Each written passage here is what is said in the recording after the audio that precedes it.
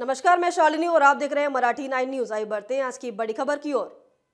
बांग्लादेश में हिंदुओं पर हो रहे अत्याचार के खिलाफ धावनगांव रेलवे तहसील पर विरोध मार्च। बांग्लादेश में हिंदू संतों पर यहां की सरकार अत्याचार कर रही है। बांग्लादेश में हिंदू सुरक्षित न होने का आरोप है। सकल हिंदू समाज, बजरंग दल एवं राष्ट्रीय गौरक्षक के सैकड़ों कार्यकर्ताओं ने छत्रपति शिवाजी महाराज चौक से मुख्य बाजार, गांधी चौक, अमर शहीद भगत सिंह चौक तक रैली में भाग लिया और रैली हाथों हाथ भव्य मार्च निकालकर तहसील कार्यालय पहुंची। बांग्लादेश में जहां आम हिंदुओं पर भी लगातार अत्याचार हो रहा है, उन सभी घटनाओं का विरोध करने के लिए संपूर्ण हिंदू समुदाय की ओर से छत्रपति शिवाजी महाराज चौक से तहसील कार्यालय ले जाया गया। दोपहर तक स्वस्फूर्त बंद रहे प्रतिष्ठान व दुकानें। सकल हिंदू समाज के आह्वान पर मंगलवार को धावन गांव के सभी व्यापारियों ने अपने प्रतिष्ठान व दुकानें मंगलवार सुबह से दोपहर तक स्फूर्त बंद रखने विरोध जताया।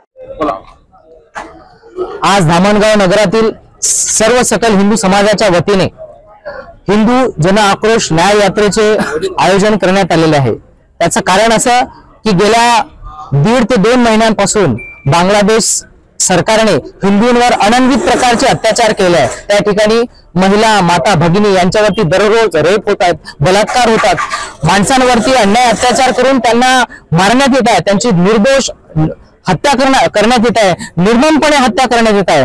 या घटनेचा निषेध करण्याकरता धामणगाव नगरातील संपूर्ण हिंदू समाज एकवटलेला आहे आणि ही स्थिती संपूर्ण जग उघड्या डोळ्यांनी पाहत आहे। या संपूर्ण स्थितीमध्ये आज आपण मानव अधिकार दिन साजरा करत असतो 10 डिसेंबर मध्ये, परंतु हा मानव अधिकाराच्या रोज बोंबा मारणाऱ्या संघटना आज कुठे गेलेल्या आहेत? आज त्यांचे कोणाचेही आपल्याला कुठल्याही प्रकारचं वक्तव्य या बांगलादेशच्या होणाऱ्या हिंदूंवरती होणाऱ्या अत्याचारावर आपल्याला पाहायला मिळत नाही। ही केवढी मोठी शोकांतिका म्हणावं लागेल। आज आपण पाहतो मानवाधिकाराच्या नावानं रोज वेगवेगळ्या पद्धतीने आपापल्या वेगवेगळ्या भागांमध्ये काहीही जर एखादी घटना घडली असेल तर त्याच्यावर वेगवेगळे मोर्चे निघत असतात, परंतु हिंदूंवरती सगळेजण गप्प का? हिंदूंवर होणाऱ्या अत्याचाराविषयी सगळेजण शांत का? हा आवाज बुलंद करण्याकरता धामणगावातील संपूर्ण हिंदू समाज आज एकवटलेला आहे आणि म्हणून आम्ही या निर्देश रॅलीच्या माध्यमातून या ठिकाणी बांगलादेशातील सरकारला जागा करण्याचा प्रयत्न करत आहोत आणि सांगत आहोत की आमच्यावरती होणारे, हिंदूंवरती होणारे अत्याचार आपण त्वरित थांबवावे। हे या निवेदनाच्या माध्यमातून भारत सरकार आणि तहसीलदाराच्या माध्यमातून आम्ही पोहोचत आहोत। पाश्चिमात्य देशातील बावली सरकार, युनिस सरकार ही पाश्चिमात्य देशांच्या हातातली खेळणी असून ती हेतू परस्पर हिंदूंवर आणि इस्कॉनच्या तेथील स्थानीय मंदिरांवर अत्याचार करत आहे। त्याचे पडसाद संपूर्ण जगभर पडले आहे।